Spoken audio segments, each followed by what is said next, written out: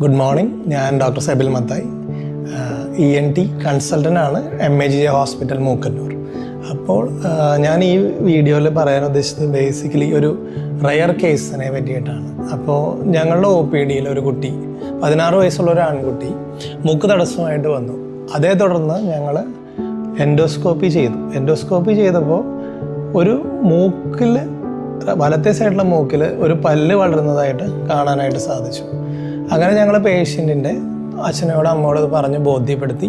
തുടർന്ന് അതിൻ്റെ അലൈൻമെൻറ്റ് അറിയാനായിട്ട് CT സ്കാൻ എടുത്തു. CT സ്കാനിൽ വ്യക്തമായിട്ട് ആ പല്ലിൻ്റെ അലൈൻമെൻറ്റ് മനസ്സിലാക്കുകയും അതേ തുടർന്ന് കുട്ടിയോട് ഇത് സർജറി ചെയ്ത് നീക്കം ചെയ്യാൻ പറ്റുന്നതാണ് എന്ന് പറയുകയും ചെയ്തു.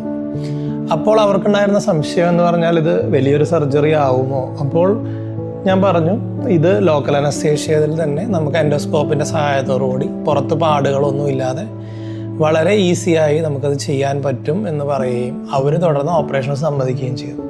പിന്നീട് അടുത്ത ദിവസം തന്നെ കുട്ടീനെ സർജറിക്ക് പോസ്റ്റ് ചെയ്യുകയും എൻഡോസ്കോപ്പിൻ്റെ സഹായത്തോടു കൂടി പല്ല് വളരെ ഭംഗിയായി ഏറ്റവും പെട്ടെന്ന് തന്നെ പൂർണ്ണമായിട്ടും എടുത്തു കളയാനായിട്ട്, ആ മൂക്കിൽ വളർന്ന ആ പല്ല് ഭംഗിയായിട്ടും എടുത്തു കളയാനായിട്ട് നമുക്ക് സാധിച്ചു.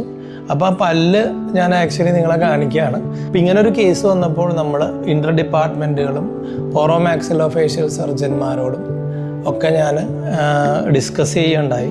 പ്രധാനമായിട്ട് എടുത്ത് പറയുന്നത് doctor Albin, dental doctor Baiju sir, പിന്നെ OMFSലെ ഡോക്ടർമാരായിട്ടുള്ള ഡോക്ടർ നവീൻ, ഡോക്ടർ ഷമീം, പിന്നെ രാജു ജോർജ് എന്നിവരുടെ ഒപ്പീനിയൻസും ഞാൻ ഇതിനു മുൻപായിട്ട് എടുത്തിരുന്നു. അപ്പോൾ ഇനി കുട്ടികൾക്കോ മുതിർന്നവർക്കോ ഇങ്ങനെ മൂക്ക് തടസ്സം വന്നു കഴിഞ്ഞാൽ നമുക്ക് അടുത്തുള്ള ഹോസ്പിറ്റലിൽ പോയി ഒരു എൻഡോസ്കോപ്പി ചെയ്ത് അതിൻ്റെ കറക്റ്റായിട്ടുള്ള കാരണം മനസ്സിലാക്കുക. കറക്റ്റായിട്ടുള്ള കാരണം മനസ്സിലാക്കാനായിട്ട് ഇപ്പോൾ എൻഡോസ്കോപ്പി ചെയ്യുന്നതിനൊന്നും നമ്മൾ ഭയപ്പെടേണ്ട ആവശ്യമില്ല.